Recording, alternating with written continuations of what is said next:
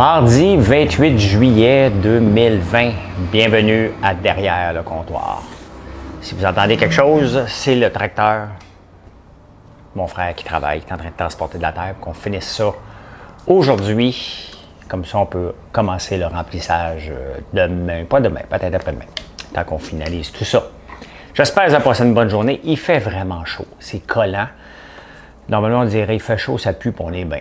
Mais j'aime pas ça quand ça pue. Moi, je prends ma douche 8 fois par jour pour être certain d'être propre, toujours.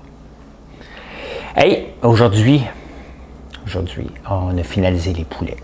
Ils sont dans le congélo maintenant, ils sont prêts à être dégustés. Il y en a des plus petits, je vais pouvoir faire un poulet en croûte de sel, parce qu'avant, mes poulets étaient très gros. Et là, je vais pouvoir faire des poulets en croûte de sel, c'est fait cuire ça dans le gros sel, c'est vraiment fantastique, mais ça fait longtemps que je ne l'ai pas fait, j'ai fait trop gros.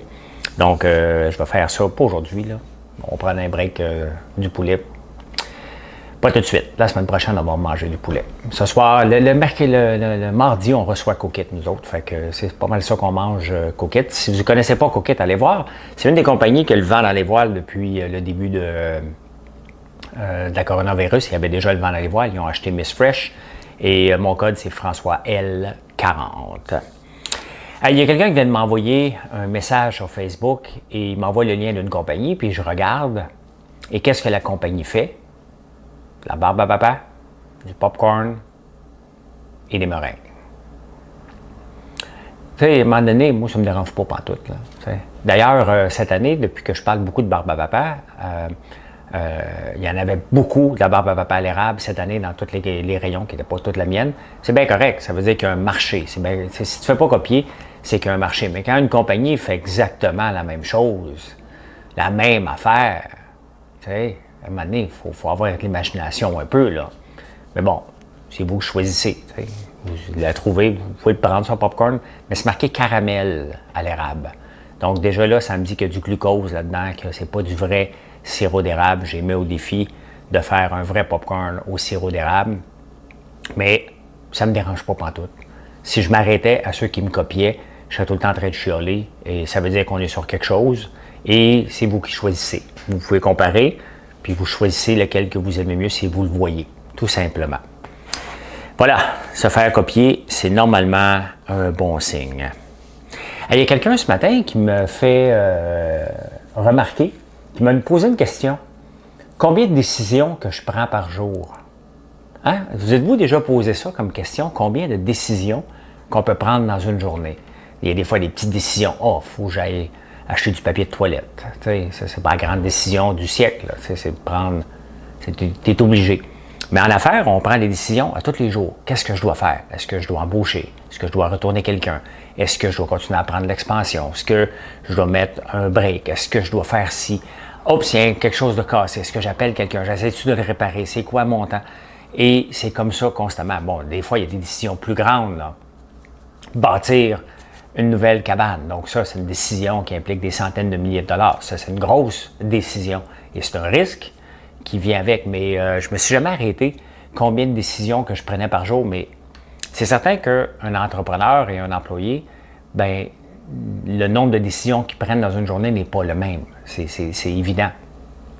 Parce que regardez aujourd'hui, bon, je faisais des poulets ce matin, je ne prenais pas des décisions, j'exécutais. Je dois en faire X, je vais le faire avant qu'il fasse chaud, fait que j'étais là à 3h30 du matin et il faut que ça avance. Après ça, j'ai fait de l'appel mécanique aujourd'hui. Il n'y a pas de décision. Là. Ma décision, c'est que j'en ai assez dans le trailer. Pour moi, c'est pas une décision. C'est t'exécutes, t'arrêtes, tu vas porter le trailer et tu reviens. Et donc, il y a des gens qui, dans le courant de toute une journée, n'ont presque pas de décision à prendre. Ils attendent que le boss leur dise quoi faire. Ou ils font ce qu'il y a à faire sans se poser de questions. Et d'ailleurs, dans les entreprises, les employés, ce qu'ils veulent, la plupart du temps, dans 75% du temps, c'est exactement ça. Ils veulent faire quelque chose sans se poser de questions. 75% des employés, c'est ce qu'ils veulent faire. Rentrer au bureau, faire ce qu'ils ont à faire, ne pas se poser de questions. C'est bien évident que je suis un mauvais employé, je me pose toujours des questions. Et ça part de là. Dans mon livre, l'entrepreneuriat, c'est difficile, point. C'est exactement ce que je dis. C'est que si tu es un mauvais employé, tu es peut-être un futur entrepreneur. Je ne vais pas dire grand, parce que pour moi, entrepreneur, il n'y a pas de petit ou de grands entrepreneurs, tu es peut-être un entrepreneur, point, parce que tu vas te poser des questions, tu vas vouloir refaire d'une autre façon, puis à un moment donné, avec la frustration de ne pas pouvoir faire tes choses à ta manière, bien, tu vas décider de te lancer en affaires, et c'est comme ça que ça passe. Donc, c'est dans mon livre, l'entrepreneuriat, c'est difficile, point. Et hier, j'ai dédicace mes livres, et je reviens de travailler dehors, et j'arrive dans la maison, et j'avais une pile. J'ai dit, oh my God, t'as tout sorti aujourd'hui. Vous achetez beaucoup mes livres, je veux vous en remercier. Je suis tout le temps surpris à chaque jour de voir autant de livres. Je pense que j'en vends plus en ligne que j'en vendais en librairie, en tout cas cette année. Donc, merci pour ça. Donc, je peux vous le dédicacer. Donc, combien de décisions vous prenez par jour? Posez-vous la question. Posez-vous la question pour voir combien de décisions vous prenez, puis marquez-le dans les commentaires. C'est aussi simple que ça. Peu importe où ce que vous êtes. Là, je ne sais pas où me trouver sur Google Podcast. Donc, je sais que je suis indexé sur Google. Je suis sur Apple, bien entendu Spotify, les podcasts, YouTube, Instagram et sur Facebook. Donc, j'essaie le plus possible de décrire. Je suis comme un match de hockey. Puis en parlant du match de hockey, ça commence à soir, je pense qu'il y a un match. Hein? Un match pré-saison. Puis ça commence dans les prochains jours. Puis honnêtement, c'est le fun de voir les pages de sport, parce qu'à un moment donné, l'histoire des Nordiques, là, ils en ont parlé en maudit dans tous les sports, dans toutes les pages, depuis le début de la pandémie. Donc maintenant, on les connaît, on connaît tous les joueurs, tous les boxeurs et tous les joueurs des Nordiques, qu'est-ce qu'ils ont fait, en quelle année ils sont nés, en quelle année ils ont été repêchés, en quelle année ils ont marqué leur premier but au Bantam, ils en ont marqué combien? Hey, c'était plate en maudit. Là, au moins, hein, c'est qui est sur le premier puis quatrième trio? Ty Domi. Non, Max, c'était son père, Ty. Max Domi, il est sur le quatrième trio. Là, on commence à avoir de la controverse. Là, on parle. Là. C'est les vraies affaires. Là. Fait que. Il y a une autre personne aujourd'hui qui me dit 36 métiers, 36 misères suite à mon vidéo. Et j'ai essayé de fouiller pourquoi. Ça a l'air que ça a rapport avec des décans. Mais je n'ai même pas su c'est quoi des décans. Ça va être quelque chose de religieux, là. Si je ne le sais pas. Mais c'est ça, il m'a dit 36 métiers, 36 misères. Ça va être la façon qu'on pense ici au Québec, petit. C'était de la misère noire. On travaillait pour manger là, dans le temps. Là. Donc, on était les esclaves, dans le fond. Les Canadiens français, il faut se le rappeler, là. On était le cheap labor, on était la Chine des Américains, là. Les Canadiens français n'avaient pas le droit de se lancer en affaires. C'était compliqué.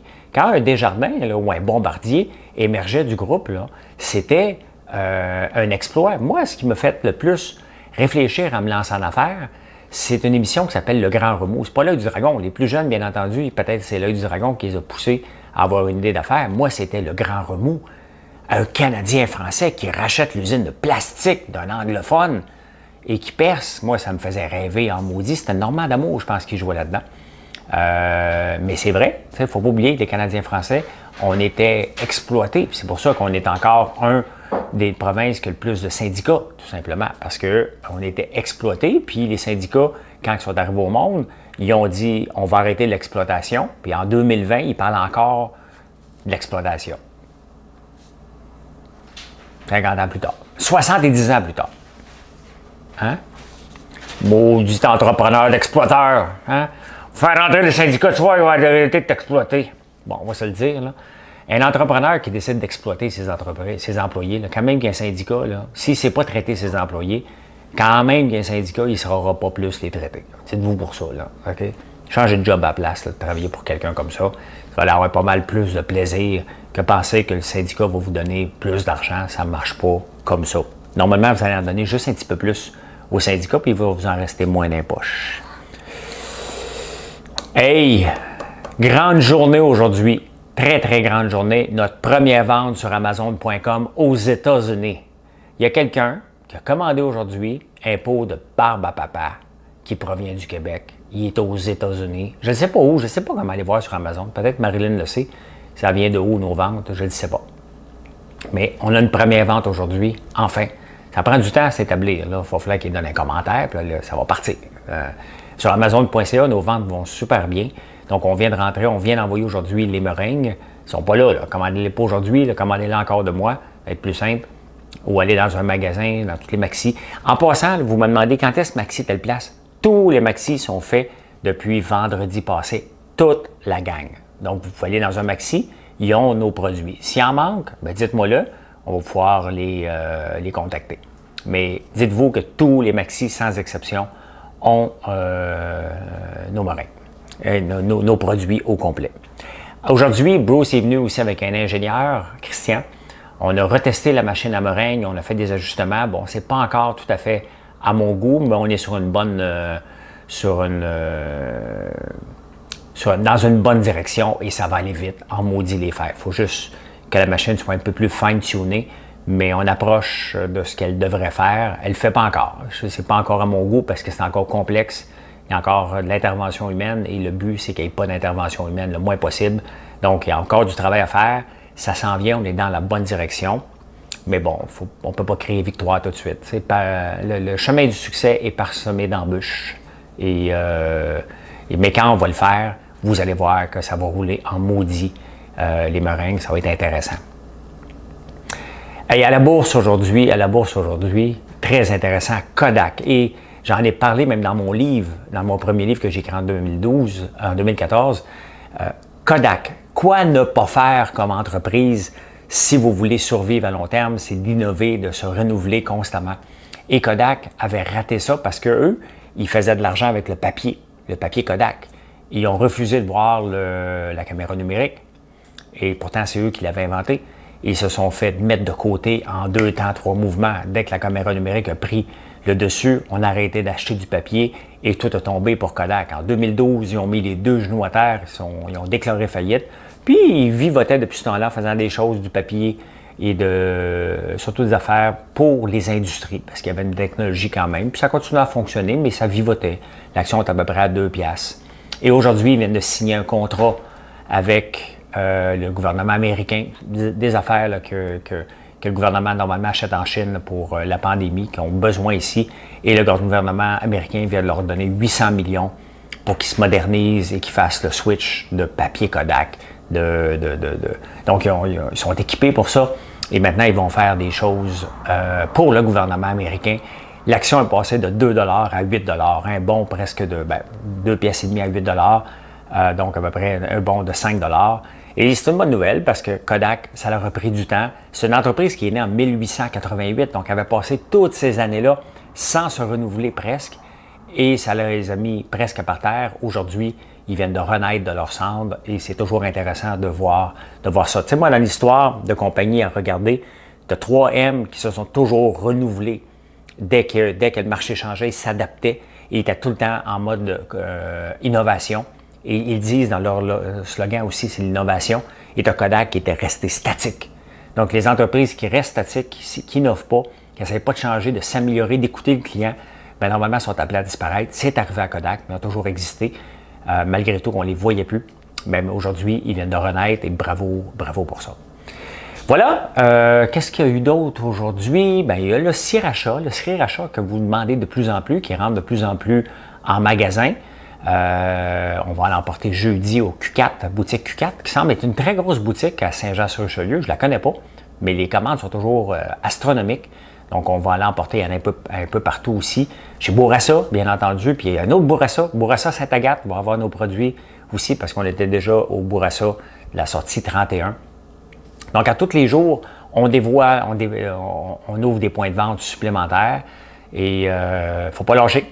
Fait que je vous souhaite un excellent mardi. Il fait chaud, humide. Allez vous baigner. Faites attention, il y a beaucoup de noyades cette année. Donc, une bonne soirée à vous et on vous reparle demain matin.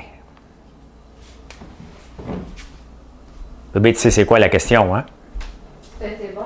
Si j'étais bon, ouais? Oui. OK, good.